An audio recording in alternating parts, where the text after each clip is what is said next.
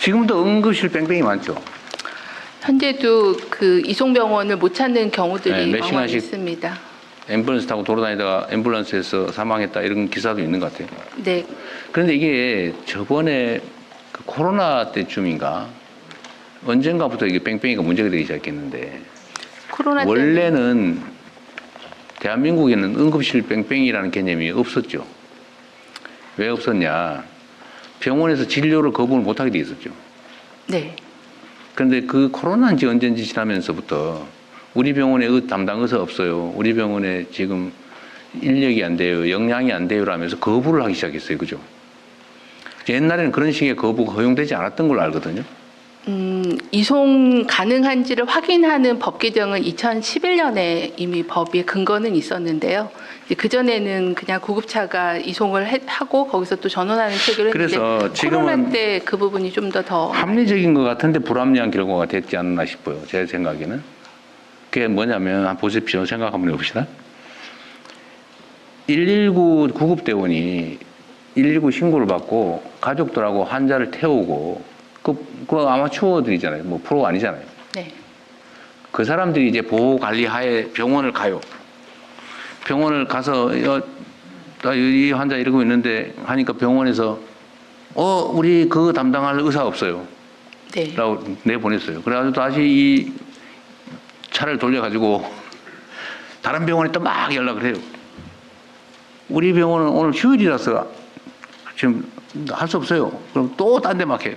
그러고 돌아다녀요. 그래가지고 뭐 저번에 다른 도시로 갔다는 얘기도 있고 막 그러잖아요. 네. 몇 시간 치료할 정도 병원이 없어서 네. 인근 시도로 가는 경우들도 있습니다. 그런데 이게 맞냐? 아니면 일단 병원에서는 119 구급대원하고 가족들보다는 그래도 낫잖아요. 그럼 거기서 일단 받아서 되는 대로 응급처치라도 하면서 다른 병원을 수배해서 전원을 시키는 게 정상 아닙니까? 옛날에는 그렇게 했잖아요.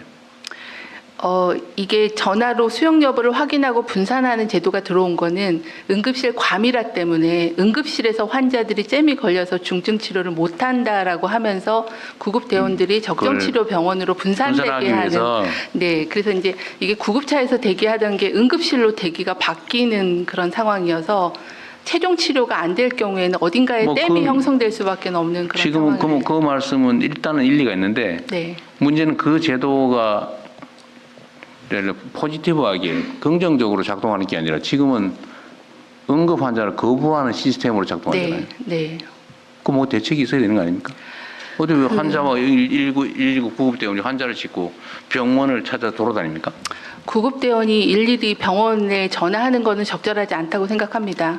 그런 이송과 전원을 연결해주는 그런 컨트롤 타워를 하는 그런 상황실에서 병원에 대한 매칭과 선정을 하는 것들이 적절하지 일선에 있는 구급대원이 환자를 응급처치하면서 전화까지 하는 건 적절하지 않아서요. 그래서요. 중증 응급 환자인 경우에 특히 중증인 경우에는 광역 상황실이라는 데서 병원을 매칭할 수 있게, 그러니까 구급대원은 광역 상황실에 전화를 하면 광역 상황실이 병원을 매칭해서 시간 안에 병원을 선정해 줄 수 있게끔 컨트롤 타워를 만드는 게 중요할 것 같습니다. 얘기가 중요한 게 아니라 현실은 지금도 몇 시간씩 뺑뺑이를 돌다가 죽잖아요, 길에서. 그거 어떻게 할 거냐고요. 그러니까 적정 치료 병원을 찾아주는 것을 구급대원이 개별로 하는 게 어렵고. 아니, 지금은 그래서 어떻게 할 거냐고요. 그러니까 지금도 벌어지고 있는 현상이잖아요. 네네. 네. 그럼 대책이 뭐예요? 대책은 지금은 이제 이 구조 설명을 잘 해주셨는데 네네. 지금 그렇게 하고 있는데 안 되는 거잖아요. 네. 그 대책은 말씀드린 대로 병원 전 단계에서는 이송 전원을 조정할 수 있는 컨트롤 타워를 좀 더 명확하게 만들고 정보 시스템을 붙이는 거와 최종 치료를 하는 그 자원을 효율적으로 매칭을 해야 되거든요. 모든 의료기관이 다 24시간 수술이나 시술을 할 수 없기 때문에 중증 질환별로 의사들의 네트워크를 만들고 순환 당직을 만들어서 오늘은 이 시술은 어디서 할 수 있다라는 것들을 미리 좀 정해서 매칭하는 걸 강화할 수밖에 없습니다. 자다가 갑자기 내가 배가 아픈데 네. 이게 도대체 담당 의사가 뭔지 무슨 과인지를 어떻게 압니까? 일단 병원에 가서 그래도 네. 조금 응급 그 119 대원보다는 나은 사람이 봐줘야 되는 거 아니에요? 네, 네. 근데 지금 안 봐주고 돌아다닌다니까요? 그러니까 구급대원은 진단을 하지는 않고요. 이 환자가 얼마나 위중한지 중증도를 보고 거기에 맞춰서 병원을 가게 되는 거거든요. 그러니까 그게 네. 병원들을 쭉 늘어놓고 이 병원 중에 어디로 갈지 어디에 어떤 인력이 있는지를 119 대원이 어떻게 합니까? 그러니까 그거를 광역 상황실에서 판단해서 매칭을 하겠다라는 겁니다. 구급대원이 여하튼 전화를 그러면 걸지 않게. 네. 설명은 아주 이론적으로 정치한데 현실은 하여튼 여전히 구급차를 타고 돌아다니다가 사람들이 죽어간다. 문제가 있는 거잖아요. 네. 현재는 그런 구조가 작동하고 있지 않아서 더 그래요? 그렇습니다. 만들어놨는데 작동을 안 한다? 네. 하여튼 뭔가 대책을 좀 세우십시오. 그 119 알겠습니다. 구급대 응급실 뺑뺑이 문제는 별도로 보고를 공무회의 한번 해주세요. 누가 있어요? 얘기할 사람? 마이크가 안 들어왔네요. 네, 공공보건정책관 잠깐 설명드리겠습니다. 그 이제 중증 환자에 대해서는 다른 이제 선진국들도 그 가까운 병원보다는 그러니까 진짜 환자를 살릴 수 있는 그러니까 치료가 가능한 병원으로 바로 이송을 하라는 것이 기본적인 이제 가이드라인입니다. 그 이유는 가까운 데 들렸다가 또 접수하고 또 거기서 뭐 이제 검사하고 나오고 하는데 또 시간이 오히려 더 지체될 수가 있기 때문에 그래서 이제 뭐 심근경색이나 이런 질환들 같은 경우는 뭐 한 1.5배에서 2배까지도 사망률이 높아진다라는 보고가 있습니다. 그래서 처음부터 이제 이송 단계에서부터 구급 대원들이 심전도를 찍는다든지 해가지고 심근경색을 미리 알아봐서 바로 혈관을 뚫을 수 있는 병원으로 이송을 하도록 네. 하는 것이 기본 이제 가이드라인이고요. 그러니까 그건 바람직한데 네. 지금 나름 거기에 맞춰서 시스템을 만들어 놓고 시행을 하고 있는 것 같아요 보니까. 네, 네. 근데 작동이 안 되고 있는 게 현실 아니냐 일부가.